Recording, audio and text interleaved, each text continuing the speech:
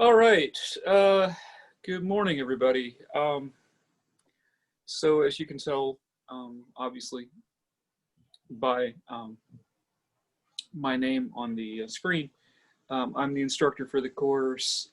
Hopefully, you've had a chance to look at my syllabus video and my welcoming video to kind of get a feel for the class. But the purpose of this meeting basically is to answer any questions that you may have. For example, like if you've read over the syllabus and you have questions about the syllabus, or you know, you've looked at the material that I have posted for this week and you have questions about that. Anything in general, we can essentially talk about anything that you'd like. And my idea is to have these meetings twice a week, so Monday and Tuesday. Monday at this time, and then Tuesday at from 1. I believe I said 1 to 2. I had to look at my schedule, but the point is it's an opportunity for us to talk face to face, as it were, to get answers to your questions or to get insight into the assignments or what have you. So, does anybody have anything in particular that you have a question about? Anything like that as far as the class so far? I have one. Yes. If we do not come to the Thursday meeting, are we missing out on important information? Okay, absolutely. No, you wouldn't be necessarily, although I mean, this isn't scripted, so I don't necessarily know what would be said. However, my plan is, I don't know if you can tell on your screen, but I am recording this. So my plan is to post these sessions on links to these sessions on Blackboard, so that if you don't come to the session on one of the days or either of the days, depending on what you've got going on, you can watch it later. If something like really important comes up in one of the sessions, I will probably, in fact, I can guarantee that I will bring it up in an email as well. So you'll get the information one way or the other. Okay, that was a concern because I'm used to classes that are more rigid than this one. Yeah. So the philosophy, particularly of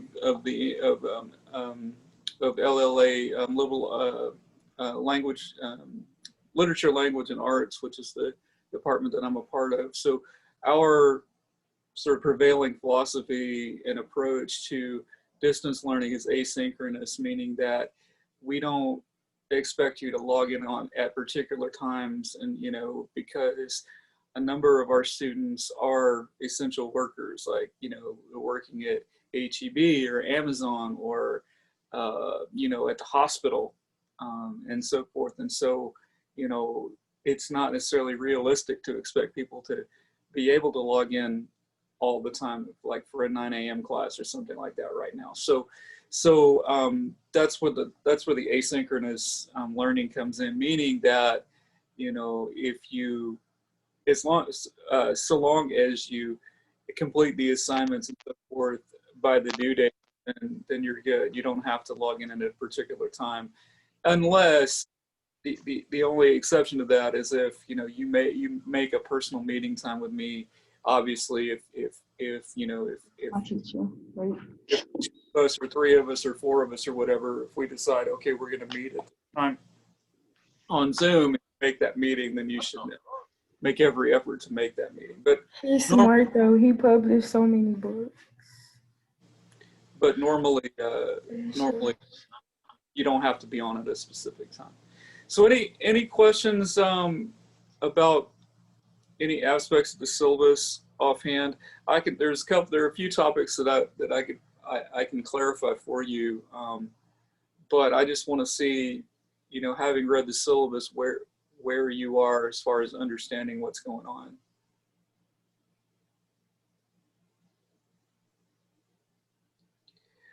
Okay, so there's one topic that I can bring up is the effort-based assessment or labor-based grading. The terms are used kind of interchangeably. So this is not the grading system that the vast majority of you have seen before. So if you read the syllabus, you're not being, your final score in the class, okay, is not determined by, it's not determined by points that you score on assignments. Okay, it's not determined that way.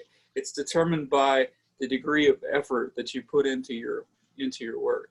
Okay, so what that means is that even if your end product doesn't turn out the way that you necessarily intended it to, if you can demonstrate, if you can show, particularly through the reflective essays every week that you're doing, if you can show that you put a tremendous amount of effort into something, then you still, in essence, get the credit for that effort.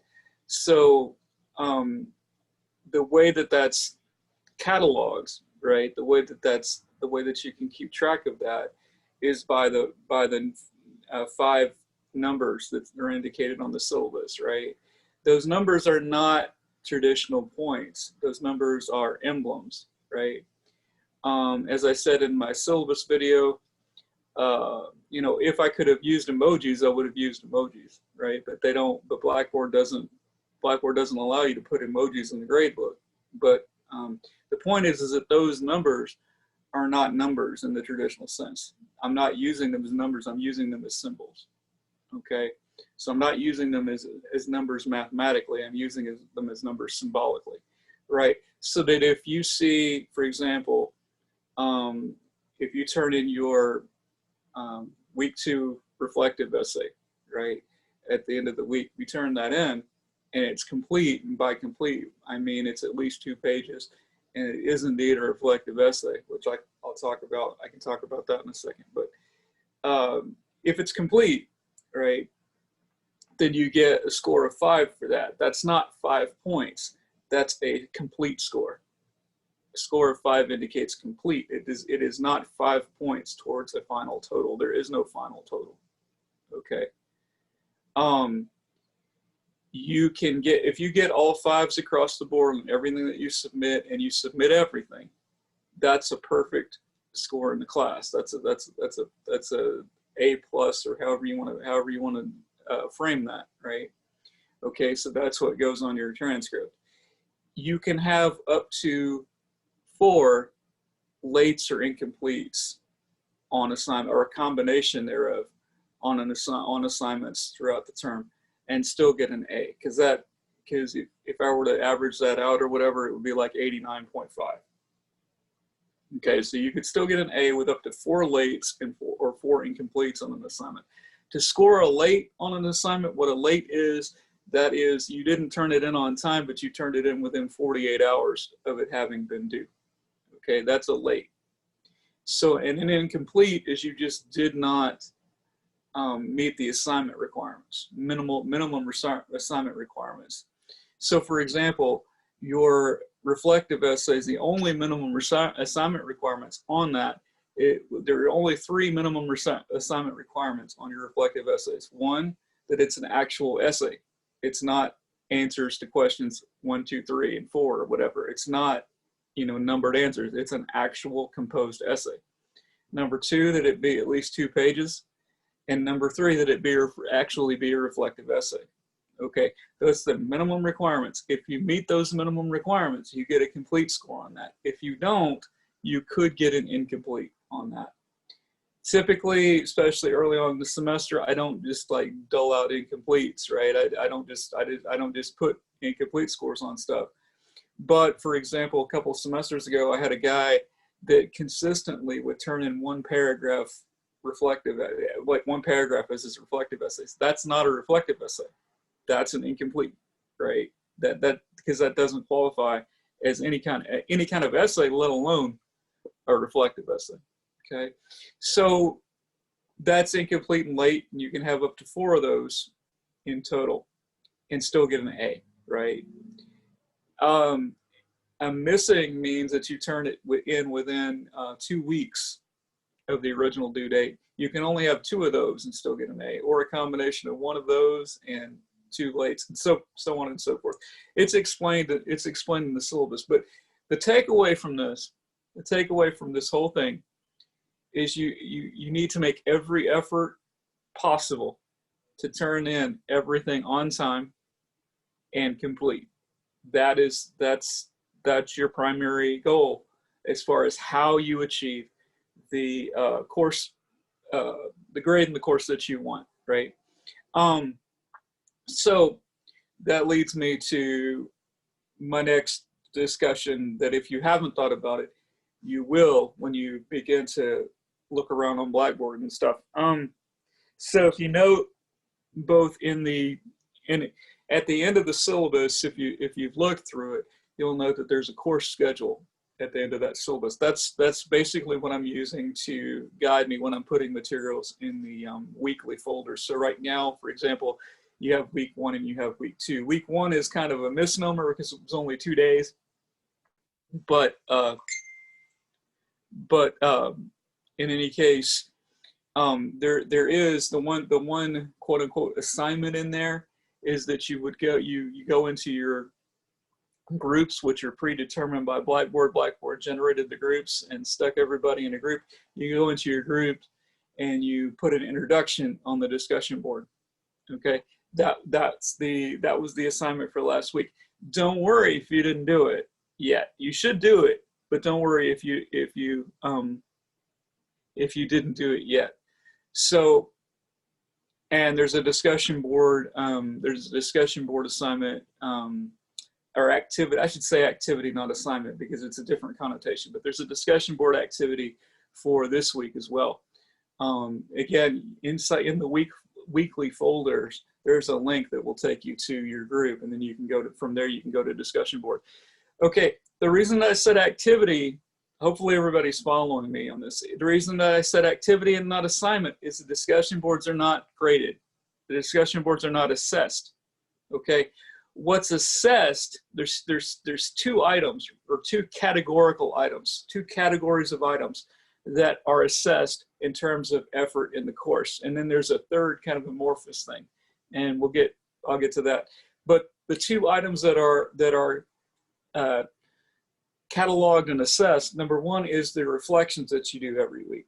Okay, and so part of what you're reflecting on is the work that you're actually doing in the class or for the class. So if you are doing a discussion board post, right, you can talk about, you know, what went into doing that discussion board post and so on and so forth. If you're doing peer editing, you can talk about, or peer review, you can talk about what went into that peer review and that whole experience, right? But the peer review itself, the discussion board itself, is not assessed. In other words, I'm not going to go on that discussion board and be like, okay, this post sucks, so you're not going to get a complete score on this post. No, I'm not going to do that, right? I for the most part, the purpose of labor-based assessment is to take the stick away, right? I'm not standing over you with a stick and being like, okay, you have to, you know, this has to be perfect or whatever. My goal is for you to feel the freedom to be creative and for the freedom for you to take risks in what you're doing, okay?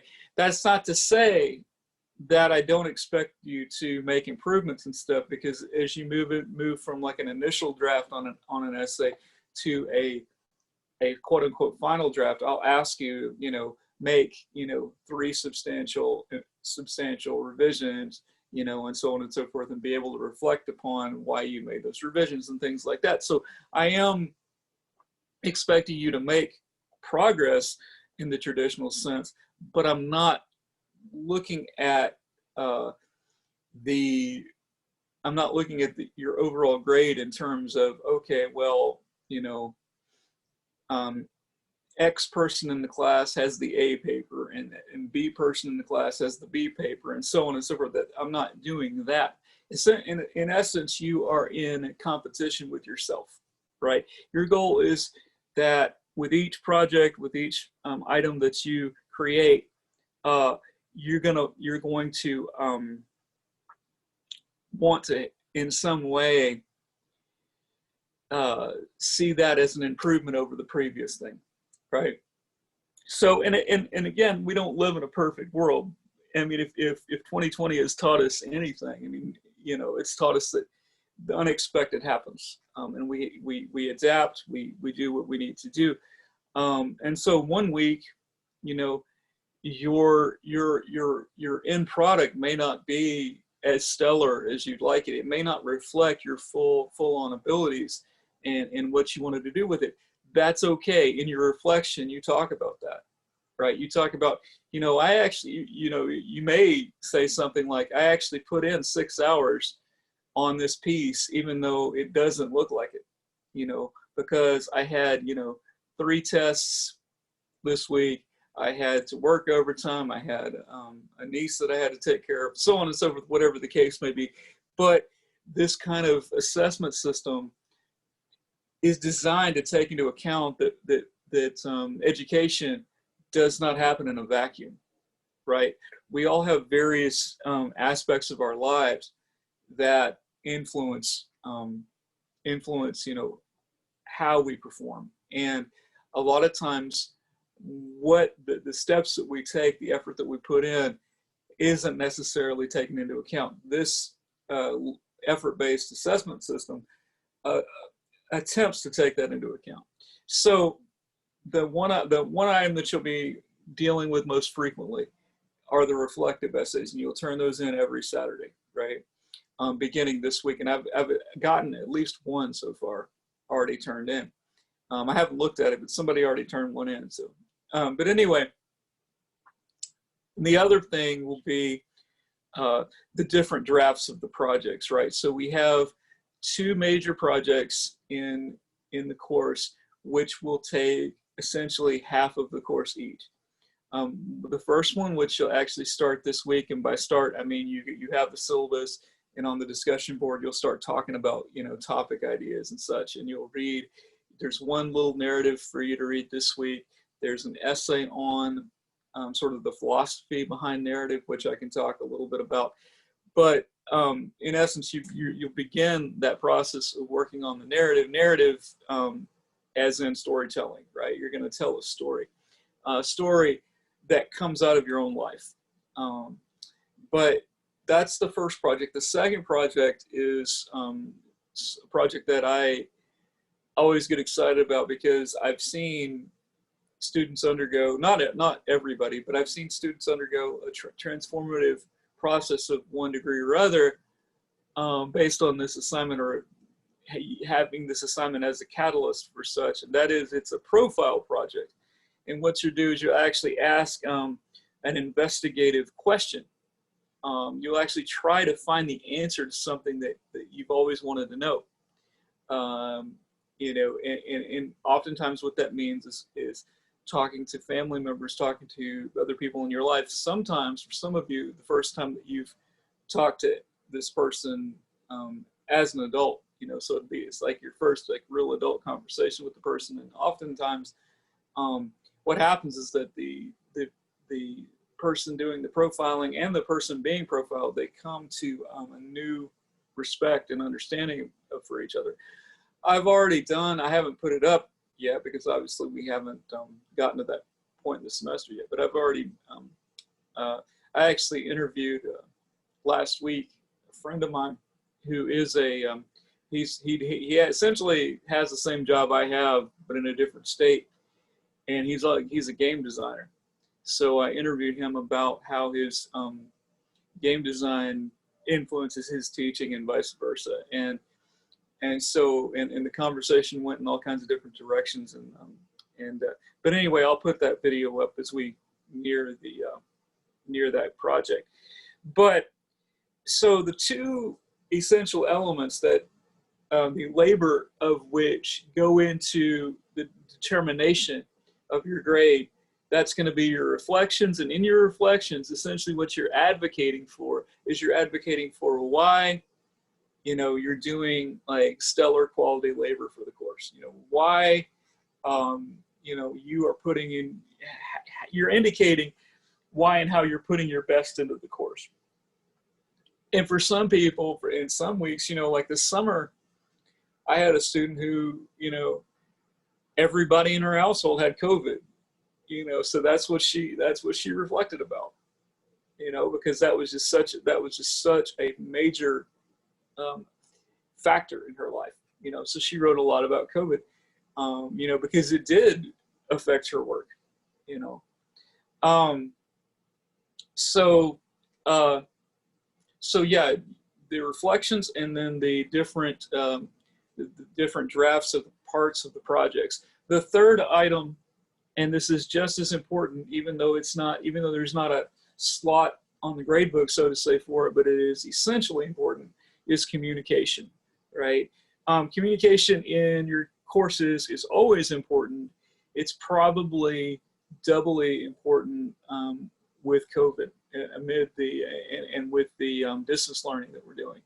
So if you have a question, right, don't hesitate to reach out to me. I mean, I've already had students, I had students actually reaching out to me 2 or 3 days before the semester started, which was a little bit odd because I hadn't posted any, I mean, I hadn't, stuff was not even online, but somehow students figured out how to get a hold of me. But anyway, that's okay. That's neither here nor there, but that's a good sign, right? Because what it indicates is that you're making the effort to connect, right? And that is effort, right? That is labor, right? And that's what the course is about. So you're making the effort to connect. You know, that bodes well for you. So if you have a question, reach out to me. If you know, anything like that, and even more so than reaching out to me, right?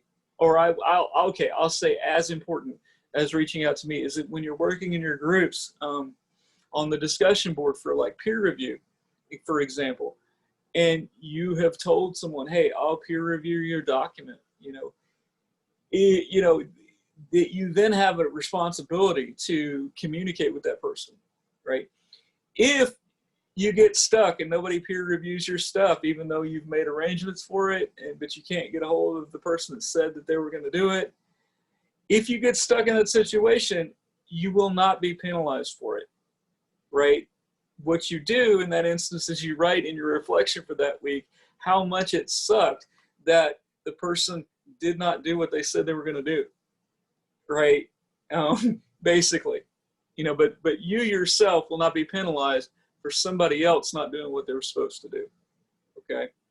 I want to go ahead and put that out there now, because there's no way, even in a traditional classroom, that you can be held responsible for what somebody else is supposed to do. Okay. So those are the major factors. Now, what do I mean when I say reflective essay? Well, I put an essay in the readings for this week that deals with reflective essay, but even that, you know, it's a good essay. It's a good overview of what reflection is. But even that, you know, may be a little bit cumbersome, right? So I'll kind of break down what a reflective essay is. Actually, if you look at the submission page on Blackboard for the reflective essay, it explains. I've got a few paragraphs there that kind of explain what reflection is. But in brief, a reflection essay has two primary characteristics. One is specificity, right? You've got to be specific in your reflection. In other words, don't tell me, it's not enough, right, for you to say, I really had a shitty week. Okay, that's a statement, and it could be an accurate statement, but it really doesn't tell me anything. I want to know why. You know, in other words, I want detail. A reflective essay indicates detail, right? Detail. Now, let me just pause right there and give you an aside or a caveat or a footnote on that. And I also say this in the assignment. I mean, not the assignment page, the submission page, right, for the reflective essay. I do not expect you to write, or I shouldn't say, or to reveal something that makes you uncomfortable. In other words, if you are uncomfortable revealing certain details, I don't expect you to do that. You can you can be more general in so much as it's comfortable for you, and just tell me that, you know, there are other details that you don't feel safe or comfortable revealing. That's fine. You know, I don't want to, you know, further traumatize you, you know, by asking you for details in a reflective essay. That's not the purpose of that. Okay. So don't feel like if something like really horrible happened, you have to give a play-by-play of what that was. Okay. I trust your integrity enough to, you know, take you at your word on that. But in general, you know, reflective essays should be detailed. You know, like for example, if you're writing about your writing process for that week, you know, okay, well, what went into it? You know, did you listen to a certain song, you know, while you wrote? How did that affect your writing? You know, so on and so forth. So detail is one aspect of reflection. The other aspect, which is equally important, is significance or meaning, right? So, and you'll find this in many genres of writing, and we'll talk more about this, particularly when you get into English 1302. Significance becomes central, right? And what I mean by significance is meaning. In other words, what does it mean? Why should we care? You know, that sort of thing. So when you tell me about, when you detail a certain aspect of your week, right? Okay, what does that mean to you? How do you think about it? What meaning are you subscribing to or prescribing to that particular event or that particular set of circumstances? And then beyond that, in addition to that, you could then talk about how you plan on dealing with those circumstances, right? You know, like if your shift changed at work or something and everything, you know, and so your school routine gets shifted around or whatever to compensate for that. How are you gonna handle that? You know, as far as getting your assignments in and things like that. You know, in other words, what's your plan of action for dealing with these circumstances? So the reflective essay can encompass all of those elements. And it is an essay. It is an essay. The reflective essays are essays. They are not short answer.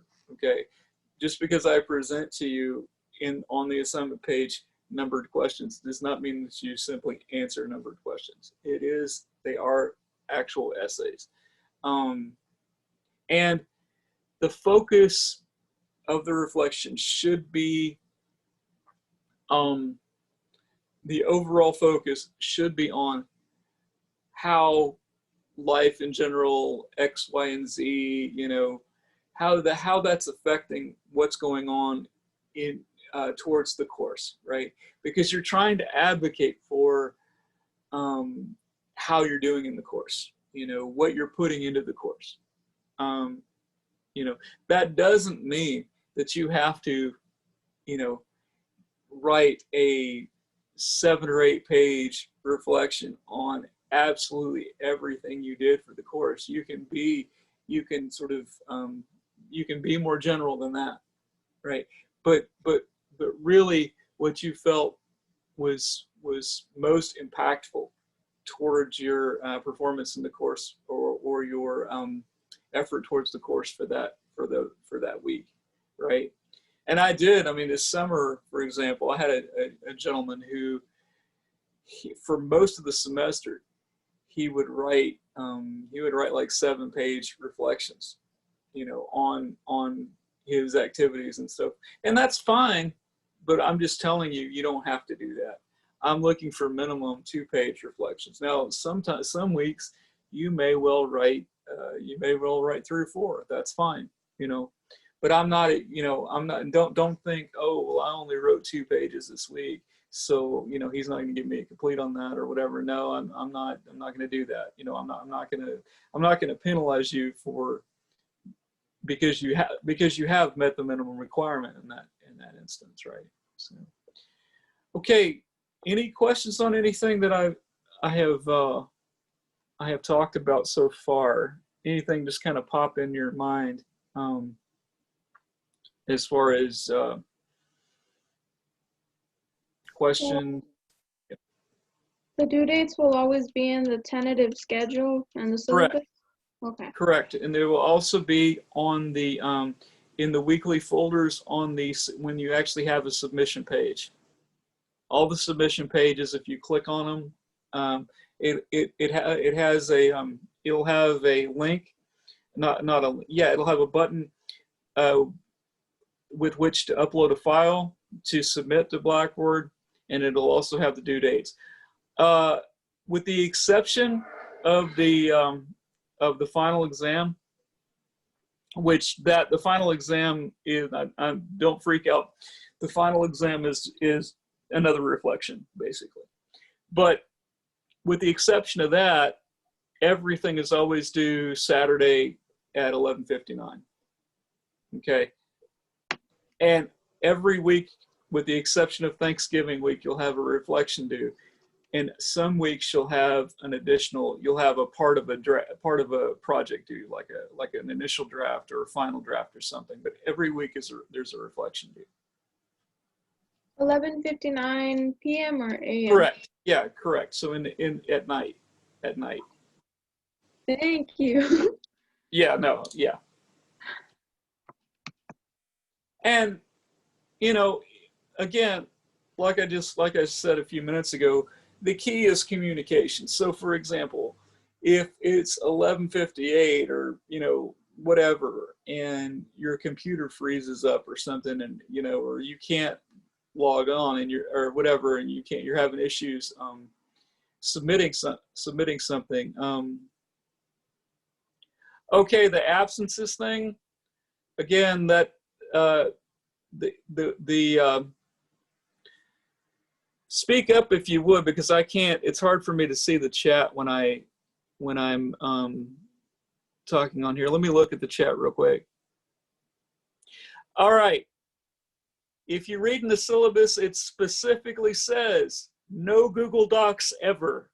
No Google Docs ever, no Pages ever. You must use Microsoft Word or PDF. Why? Because Blackboard hates Google Docs. Do not use Google Docs ever for this class. So, okay, the discussion board question I already answered. I'm looking at the chat. Discussion board question I already answered. No Google Docs. So for Google Docs, yes, exactly. You turn the Google Docs into a Google Doc into a PDF.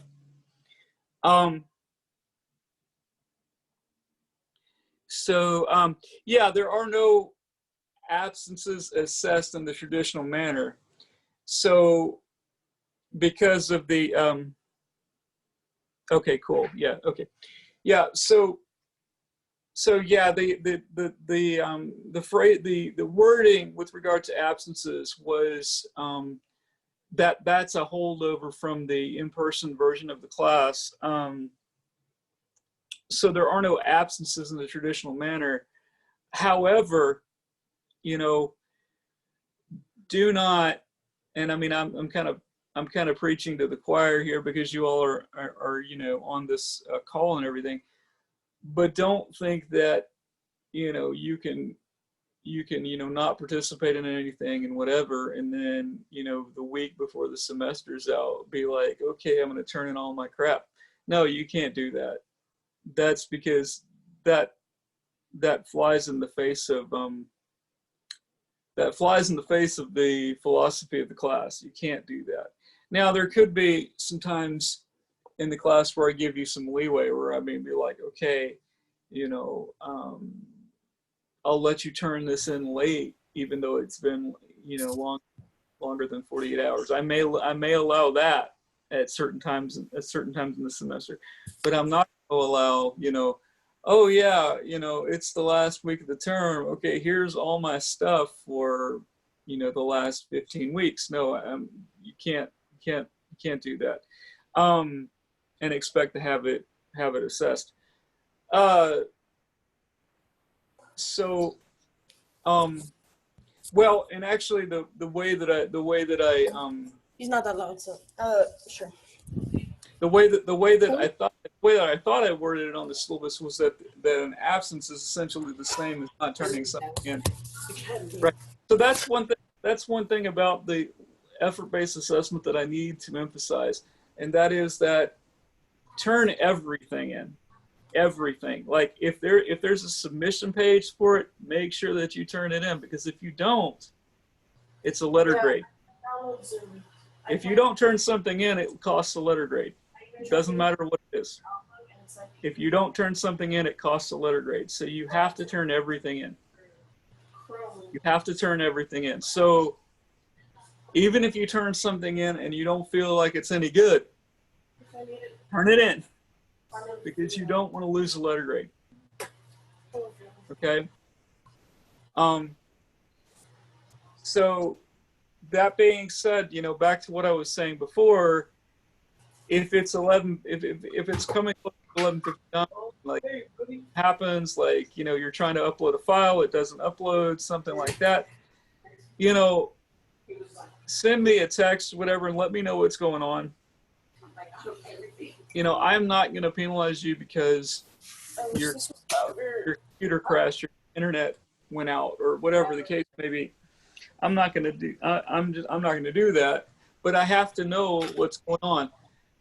So I don't know if they told you this in orientation, or if they're telling you this in University 1301. But the best policy is always to essentially plan ahead of time as opposed to after the fact. In other words, if, for example, you get sick or something, don't wait until you're finished getting sick and you're well to tell me you were sick. That's why you didn't turn in your stuff. No, when you get sick, you know, take the 2 minutes it takes to send me a text and say, hey, I'm very sick. I can't, you know, I'm not going to be able to turn in X, Y, and Z on time, right? That's what you do. You don't wait till after the fact. You don't wait till, oh, I was sick last week. Well, why didn't you tell me last week? You know, don't do that. It's analogous to being on a job. If you try to pull that on a job, you know, unless you work for your family or something, you know, you're not going to last at that job very long, right? It's that idea. You know. Yes, we're getting 4 tortillas. It's only 8.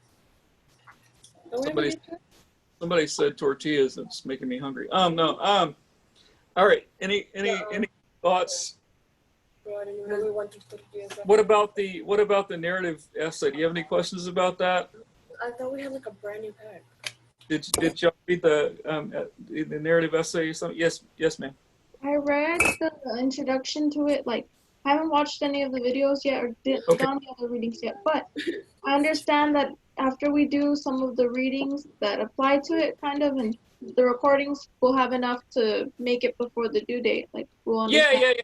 Yeah. So that's a good point. So for this week, I only put one narrative for you to watch or read in there. Next week there'll be quite a few more. But the idea is, so you have essentially two major options for that essay. If neither of those options appeal to you, you can always contact me, and we can talk about what you want to do. But you can either write about a conflict that you experienced that was transformative for you, and the scenario that I talk about is when different responsibilities that you have in your life conflict, and you have to choose between the obligations of one or the other. For example, if you know your obligations to, like, if you position, say, like on a sports team or in like a school club or something, and you had obligations to the school because of that. But also, you know, your friends wanted to like smoke weed like on a school trip or something. You know, what do? You know, in that instance, do you rat your friends out, or are you more loyal to your friends, or are you more loyal to the institution? You know, how do you negotiate that?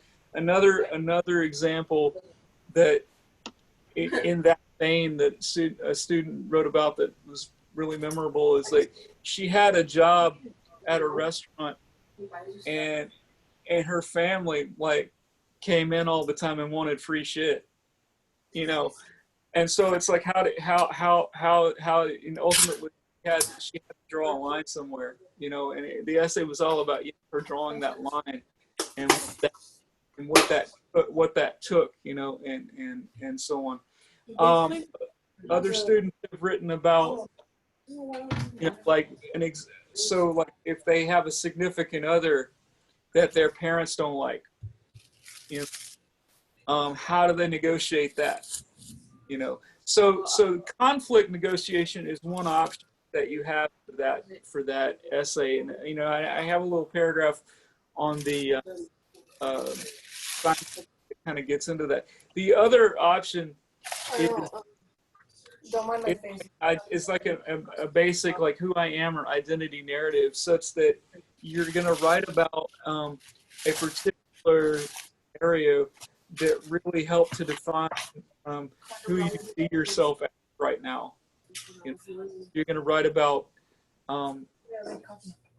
something that then a realization, you know, that helped you realize who you are right now, or help put you on the path that you're in right now. So some people have written about like the decision to go to college, for example, or you know, I love the spice it has. the decision to, you know, move out on your own, or whatever the case may be. Some students have written, and I've had some really intense I saw over the the. little circle, so I don't know. I've had students write about I was like, you know, having to live with one parent as opposed to the other, or you know, what happened when it's kind of cute. a parent was deported, or different things like that, you know. So but again, it's all about your comfort level, you know, what you're comfortable writing about, you know. And You seem Parks and Rec, right? so, and hopefully when you get on the discussion board and you know, once people start participating on the discussion board, you'll get some ideas that way as well. I do recommend the really short short story, Sandra Cisneros' Only Daughter, because the whole thing is about how when she was a little girl, the phrase that she kept hearing over and over was only daughter, and how that really defined her as a person, as a child, but then also really defined her relationship with her father, you know, well into adulthood, and how he viewed her because she was a daughter and not a son, you know. and and so I recommend that you look at that, because you may have had a nickname growing up. You know, people may have called you by a certain, because of maybe, you know, something that happened little or whatever, and they may have tried to define you by that, you know. And you see, you may have something similar that you could write about, or you know, you may be the kind of person that essentially try to define yourself that way. You'd be like, you know, I'm going to call myself this for this reason, you know, and so forth, you know. So that might be something that sort of resonates with you. And it's really short. It's really short. And I also I put a video of somebody reading it as well on there. So okay, cool. But it obviously, as you get into looking at the narrative stuff, you'll have more questions. And then there's an essay on there. Again, it's not a difficult essay. It is. I mean, it's 17 pages, so you can skim through it and kind of get the concepts. But it really gives into the philosophy of storytelling and why we tell stories. The crux of storytelling is that we tell stories. Words, narrative.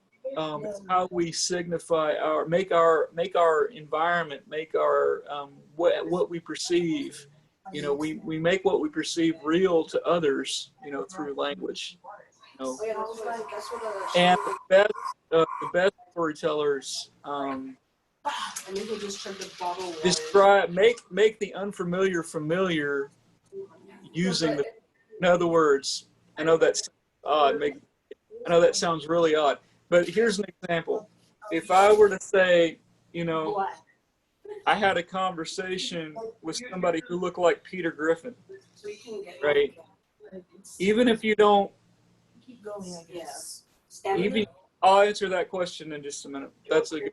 So even if you don't know who Peter Griffin is, I mean, even if you don't watch Family Guy, for example, Peter Griffin's a figure of popular culture, so you've at least seen Peter Griffin the image of Peter Griffin a couple of times. So just by me saying the term Peter Griffin, you can envision a really fat dude, So, so that's what I mean by making the familiar, using familiar language. Familiar.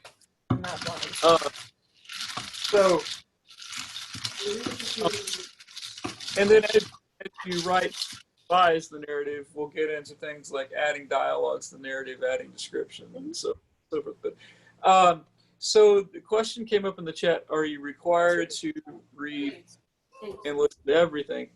Well, certainly, if something is brought up, for example, on the assignment sheet itself, it's probably behooves you to at least be familiar with it. Like, for example, on the assignment sheet for the narrative, I actually named specifically that essay on the nature of storytelling. So you might at least want to be familiar with it, at least skim through it. On the discussion board for this week, specifically mentioned the short story Only Daughter by Harris. So to engage with that discussion board, probably want to have watched that, read the PDF or watched that 5-minute video, right? So there may be things that I put in the readings and stuff that you don't have time to get to, and that's okay. But there are certainly things that you should prioritize, and the way you figure out what you should prioritize is, number one, you either ask me, or number two, you look at something like the narrative assignment sheet, and if it specifically names something, probably that's something you want to look at. Or even more to the point, the discussion board, because the discussion board is going to be much more specific, right? So yeah, I'm not, you will have instructors tell you, oh, you have to read absolutely everything. I'm more realistic. I know that it's particularly, this just blew my mind, but I had a student who was like working full time and took like 9 hours. I don't know what advisor allowed her to do that. That just makes absolutely no sense to me. But particularly during a pandemic. But anyway, she was doing that, and there is no way that she could have. So how long is the Who I Am narrative? So the first draft, I'm anticipating the first draft being like 2 to 3 pages. The final draft will probably be 3 to 4. Okay. So, and again, some of you might think that's long, but it's really not. It's a very sort of encapsulated essay. So anyway, but I'll put that information out more readily here in a little bit. But yeah, so I mean, I understand that you all have obligations, and reading absolutely everything every week sometimes is not going to be viable. Again, that's the kind of thing that you bring that up in your reflections. You can definitely bring that up in your reflections. So, for example, if, you know, like next week, say if I have like 3 narratives in the read folder for you to look at, don't look at one because of whatever's going on in your life. You would write about that, right? You put that into reflection. You know, you say, I had the intention to look at all the narratives, but I just couldn't because I had this going on, and so on, right? That's the purpose of the reflection, right? That's part of the purpose of it, right? Give you that space to deal with, you know, the stress of I've got 10 things going on and I have to prioritize, you know, where I can put my energy. You know, that's part of the purpose of the reflective essays. Very good question. Okay. So I can't even see what time it is. Okay, we're actually, okay, we technically have 10 more minutes. Anybody have anything else? No? Okay, like I said in the beginning, you're not required to attend any of these check-in sessions. The purpose is to answer questions, you know, and so forth. I can't guarantee when I'm going to have, I mean, I plan to have this up on Blackboard today, but I can't guarantee that, just depending on logistics. But obviously that's not going to affect you at all in any way because you were actually here doing I didn't put it on. Nobody had it on. But anyway, I will have this up on Blackboard for the sake of the people who weren't able to attend, and you know, if anybody wants to review, you know, the questions that were asked and so forth. Let me just look in the chat real quick and make sure I got everything that people were asking.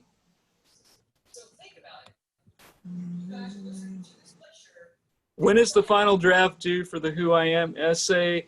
I can't tell you off the top of my head. You have to look on the syllabus on the course schedule. It's on the course schedule. It's essentially not due. You know, you know, I believe, you know, I'm not entirely sure because I'd have to look at the course schedule, but I'm thinking the first week in October. Okay. So for the rough draft for the Who I Am essay, would it be due this Saturday? No, the link for that's not even up. No, I'm not going to expect you to do a full-on essay like that because it's a rough draft, but it is a complete essay. That's why I don't call it a rough draft. I call it an initial draft. It is a complete essay, but it's not, you know what I mean? But I'm not going to expect you just to do it like out of the chute like that. I believe, again, you have to look at the course schedule. Always look at the course schedule. In not just in my class, in every class, every Monday, right? When you get ready to start your week, what I would just open up all my course schedules and look to see what's due that week, right? Or what's coming up. For me, what I aspire to do is I aspire to have that week's stuff up for you either Sunday or Monday morning, so that you can go in there. But you know what's coming up by looking at that course schedule. If I'm not mistaken, the first draft or the initial draft of the Who I Am essay is not due next week, but the following week, if I'm not mistaken. Okay. Because I can guarantee you that there are 3 or 4 more narratives that I want you to look at, and as well as sample essays from students that I have not posted yet. So I would also prioritize anytime I put up sample essays, I would prioritize those. And when I put up sample essays, I will have videos with me going through those essays with you, because there are various reasons that I put particular essays up. Not all of the sample essays, for example, are pristine examples per se of, a type of essay. Although they all have their strengths, all the essays that I put up, will show you do have strengths. Some of them have issues as well, but anyway. So yeah, no, I'm not going to switch you. Oh, it's the second week of class. Oh yeah, you got to write a full-on. No, I'm not going to do that to you. But the idea is right now, read the assignment sheet. Look at the Sandra Cisneros story. Look at that essay on storytelling. Look at the go into the discussion board and see if see if it springboards any ideas for you. Now that's not to say, if you have an idea for an essay already, you can go ahead and start writing that. That's totally fine.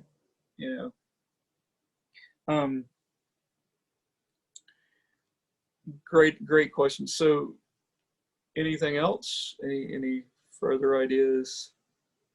Okay. Our project essays, they can be double spaced, right? Okay, yes. So when I say 2 pages, I mean double spaced, right? That's like standard academic. Yeah. It's when I say 2 pages, 3 pages, whatever, I mean double spaced. Yeah. Mm-hmm. Good point. And 12-point font, please. Not 14, not crazy stuff, right? 12-point. 12-point Times New Roman is standard. Okay, I'm not gonna like flip out if you don't use Times New Roman. I prefer it, and there's a reason. So this is very scientific and precise, but there's 2 basic types of fonts: serif and sans serif.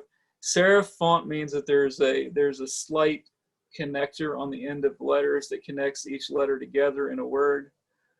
And what that does is it allows for the eye to move across that word faster.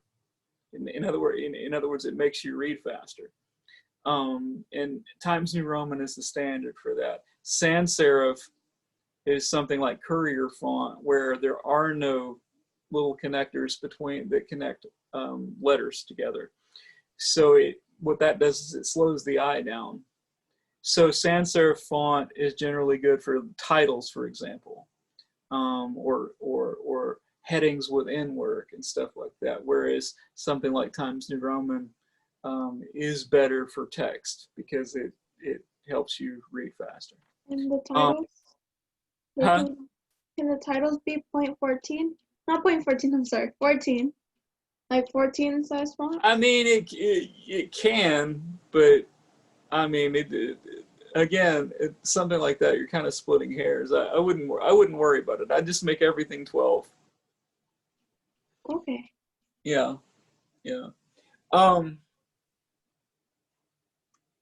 Okay. Any more questions?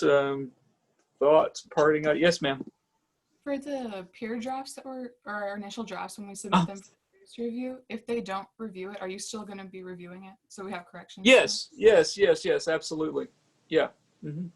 Mm-hmm. Yeah.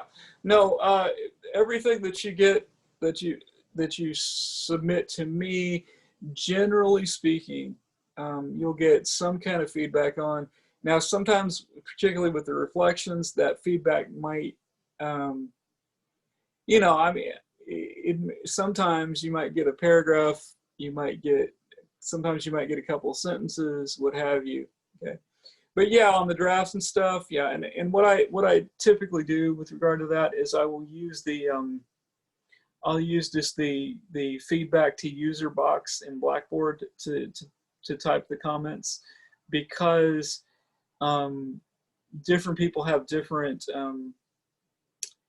technologies available, and sometimes if I try to do the more fancy type of comments, it's more difficult, right, for you to have access to that. So I usually just use the feedback boxes for that.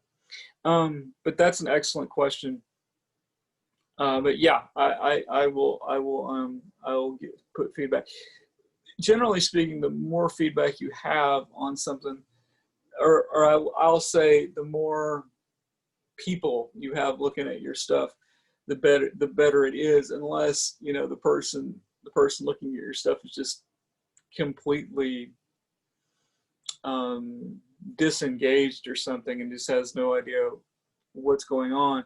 But in that case, you pretty much know that. I mean, looking at the type of comments that person has or makes or doesn't make, right? And you always have the option of not taking someone's advice too, right? I mean, the work remains your work. So, you know, if someone says, oh, you know, I don't like I don't like this particular metaphor that you use, you know, in here because, you know, it reminds me of this really terrible experience I had or something, you know, okay, that particular comment's extremely subjective. So, you know, you as an author, you can determine, well, okay, do I want to listen to that? You know, or is this particular metaphor that I'm putting in here important to what I'm trying to say? So anyway, so you always have the option of not taking advice. But if you don't take advice, you know, be prepared, for example, in your reflection, to talk about why you didn't take particular advice, you know. So the key point is that the reflective essays are your space for really talking about your experience in the class, you know, in some ways in real time. Like, this is what I'm experiencing, you know, I got this comment back on my essay, and here's how I feel about those comments. Here's what these comments brought up. Here's the ideas I got from these comments, you know, and so on, right? The reflective essays are the place for you really to delve into that. That's why I say, you know, some weeks you might have a 2-page reflection. Some weeks you might have a 4-page reflection. Not that I'm going to require 4 pages, but that you know, you might be compelled to write that much, given whatever happened that week with regard to the course. You know, like, you might have gotten comments back. You know, you might have read something on a discussion board, for example, that inspired you in some way towards your essay topic and so forth, and so you have a lot to write about that. You might have watched a movie, right, that gave you a great idea for your essay or something, you know, so you can talk about that. Like, for example, last night I watched Lovecraft Country on HBO, and I thought it was fantastic. Like, I was not expecting it to be that good. And I felt like it was like semi-inspiring even, you know, but anyway,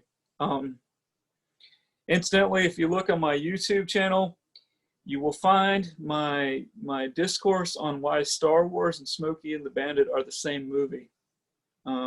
So anyway, if you have a lot of time, if you have 30 minutes to kill, hey, you can watch my discussion of why Star Wars, Smokey and the Bandit are the same movie. Anyway, so we're at about an hour. I don't want to keep y'all. I know you have other obligations. Again, thanks for taking time out to be in this discussion. We'll have it every week. I'll do another one. Like I said, I'll do another one tomorrow. You don't have to be in both. If you want to be in both, it's perfectly fine. And again, if you have questions throughout the week, don't hesitate to text me. If I'm awake, I will generally text back pretty quickly. Okay.